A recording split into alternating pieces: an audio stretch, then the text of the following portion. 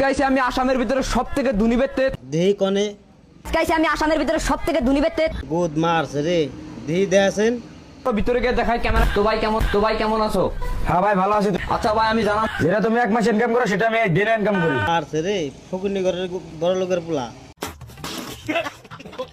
তো কত day income করস?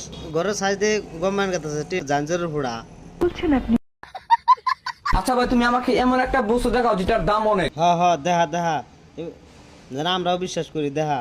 তাহলে তোমাকে নরমালি আমার একটা জুতা দেখিয়ে দিচ্ছি। এই দেখো নরমালি একটা জুতা, ও ভাই এটার দাম কত? মিনিমাম 7 লাখ টাকা।